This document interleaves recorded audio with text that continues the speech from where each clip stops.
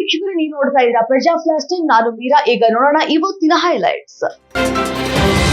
ನಾನು ಬಡತನ ರೇಖೆಗಿಂತ ಕೆಳಗಿಲ್ಲ, ಹೀಗಾಗಿ ಅನ್ನಭಾಗ್ಯ ನನಗೆ ಸಿಗಬಾರದು, ನನ್ನಂತವರಿಗೆ ಅನ್ನಭಾಗ್ಯ ಸಿಗಬಾರದು ಎನ್ನುವ ಉದ್ದೇಶಕ್ಕಷ್ಟೇ ಅನರ್ಹರ ಬಿಪಿಎಲ್ ಕಾರ್ಡ್ ಎಪಿಎಲ್ಗೆ ಬದಲಾಗಿದೆ ಅಷ್ಟೇ ಅಂತ ಮುಖ್ಯಮಂತ್ರಿ ಸಿದ್ದರಾಮಯ್ಯ ತಿಳಿಸಿದ್ದಾರೆ.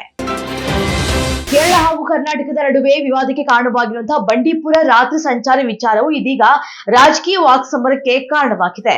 ಇದೀಗ ಬಂಡೀಪುರದಲ್ಲಿ ರಾತ್ರಿ ವೇಳೆ ಸಂಚಾರಕ್ಕೆ ಅವಕಾಶ ನೀಡುವ ಬಗ್ಗೆ ಪ್ರಿಯಾಂಕಾ ಗಾಂಧಿ ವಾದ್ರಾ ಅವರು ಮಾತನಾಡಿರುವುದಕ್ಕೆ ಸಂಸದ ಯದುವೀರ್ ಒಡೆಯರ್ ಅವರು ಗುಡುಗಿದ್ದಾರೆ. ಕರ್ನಾಟಕ ಬಿಜೆಪಿಯ ಬಣ ಬಡಿದಾಟ ತಾರಕಕ್ಕೇರಿದೆ. ಯತ್ನಾಳ್ ಹಾಗೂ ವಿಜಯೇಂದ್ರ ಬಣ ಬಡಿದಾಟಕ್ಕೆ ಬ್ರೇಕ್ ಹಾಕೋದಿಕ್ಕೆ ಹೈಕಮಾಂಡ್ ಮುಂದಾಗಿದೆ. ಇದರ ಮೊದಲ ಹಂತವಾಗಿ ಕೇಂದ್ರ ಶಿಸ್ತು ಸಮಿತಿ ಯತ್ನಾಳ್ಗೆ ಶೋಕಾಸ್ ನೋಟಿಸ್ ನೀಡುವ ಮೂಲಕ ಬಾಯಿ ಮುಚ್ಚಿಸುವುದಕ್ಕೆ ಪ್ರಯತ್ನಿಸಿದೆ.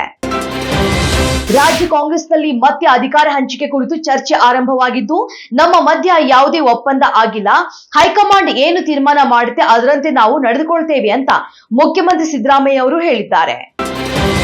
ಸರ್ಕಾರದ ಮೂಲಕ ಪಿಎಂ ಕಿಸಾನ್ ಹಾಗೂ ಅಗ್ರಿ ಇನ್ಸ್ಟಾ ಫಂಡ್ ನಂತಹ ಯೋಜನೆಗಳು ಕೃಷಿ ಕ್ಷೇತ್ರದಲ್ಲಿ ತಂತ್ರಜ್ಞಾನದ ಏಕೀಕರಣವನ್ನ ಪ್ರೋತ್ಸಾಹಿಸ್ತಾ ಇದ್ದು, ಆಹಾರ ಭದ್ರತೆ ಮತ್ತು ಸುಸ್ಥಿರ ಅಭ್ಯಾಸಗಳ ಮೇಲೆ ಜಾಗತಿಕ ಗಮನ ಹರಿಸುವಿಕೆಯಿಂದ ಹೂಡಿಕೆ ಪ್ರಮಾಣ ಹೆಚ್ಚಳವಾಗ್ತಾ ಇದೆ ಅಂತ ಸಚಿವ ಎನ್ ಚೆಲುವರಾಯಸ್ವಾಮಿ ತಿಳಿಸಿದ್ದಾರೆ.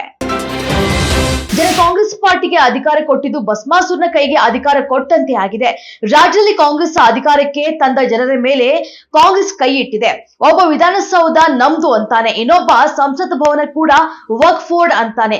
ಮತ ಬ್ಯಾಂಕ್ ಆಗಿ ಕಾಂಗ್ರೆಸ್ ಗುಲಾಮಗಿರಿ ಮಾಡ್ತಾ ಇದೆ ಅಂತ ವಿಧಾನ ಪರಿಷತ್ ಸದಸ್ಯ ಸಿಟಿ ರವಿ ವಾಗ್ದಾಳಿಯನ್ನ ನಡೆಸಿದ್ದಾರೆ. ಉತ್ತರ ಪ್ರದೇಶದ ಸಂಬಾಲ್ ಹಿಂಸಾಚಾರ ಸಂತ್ರಸ್ತರನ್ನ ಭೇಟಿಯಾಗೋದಕ್ಕೆ ಲೋಕಸಭೆ ವಿರೋಧ ಪಕ್ಷದ ನಾಯಕ ರಾಹುಲ್ ಗಾಂಧಿಗೆ ಅವಕಾಶ ನೀಡದ ಬಿಜೆಪಿ ಮತ್ತು ಆರ್ಎಸ್ಎಸ್ ಸಂವಿಧಾನವನ್ನ ಹರಿದು ಹಾಕ್ತಾ ಇದೆ ಅಂತ ಕಾಂಗ್ರೆಸ್ ಅಧ್ಯಕ್ಷ ಮಲ್ಲಿಕಾರ್ಜುನ್ ಖರ್ಗೆ ಆಕ್ರೋಶವನ್ನ ವ್ಯಕ್ತಪಡಿಸಿದ್ದಾರೆ. ಮಾಜಿ ಪ್ರಧಾನಿ ಶೇಖ್ ಹಸೀನಾ ಎಲ್ಲವನ್ನು ಕೂಡ ಸರ್ವನಾಶ ಮಾಡಿದ್ದಾರೆ ಅಂತ ಬಾಂಗ್ಲಾದೇಶದ ಮಧ್ಯಂತರ ಸರ್ಕಾರದ ಸಲಹೆಗಾರರಾಗಿರುವಂತಹ ಮೊಹಮ್ಮದ್ ಯೂನುಸ್ ಹೇಳಿದ್ದಾರೆ. ಚಾಂಪಿಯನ್ಸ್ ಟ್ರೋಫಿ ವಿಚಾರವಾಗಿ ಪಟ್ಟು ಹಿಡಿದಿದ್ದ ಬಿಸಿಸಿಐ ಯಾವುದೇ ಕಾರಣಕ್ಕೂ ಕ್ರಿಕೆಟ್ಗಾಗಿ ಪಾಕಿಸ್ತಾನಕ್ಕೆ ತೆರಳುವುದಿಲ್ಲ ಅಂತ ಸ್ಪಷ್ಟಪಡಿಸಿತ್ತು. ಭಾರತ ತಂಡದ ಈ ವಾದದಿಂದಾಗಿ ಐಸಿಸಿ ಪಾಕಿಸ್ತಾನದಲ್ಲಿ ಆಯೋಜನೆಯಾಗಿರುವಂತಹ ಚಾಂಪಿಯನ್ಸ್ ಟ್ರೋಫಿ ಟೂರ್ನಿಗೆ ಹೈಬ್ರಿಡ್ ಮಾದರಿ ಅನ್ವಯಿಸಿದೆ. ಬೆಂಗಳೂರು ಹಲವು ಚಿತ್ರಮಂದಿರಗಳಲ್ಲಿ ನಸುಕಿನ 3 ಗಂಟೆಗೆ ಸಿನಿಮಾ ಪ್ರದರ್ಶನ ಆಯೋಜಿಸುವುದಕ್ಕೆ ಸಿದ್ಧತೆ ಮಾಡಿಕೊಳ್ಳಲಾಗಿದೆ. ಅಂತವರ ವಿರುದ್ಧ ಕಾನೂನು ಕ್ರಮ ಕೈಗೊಳ್ಳುವಂತೆ ಜಿಲ್ಲಾಧಿಕಾರಿಗಳು ಆದೇಶವನ್ನು ಹೊರಡಿಸಿದ್ದಾರೆ.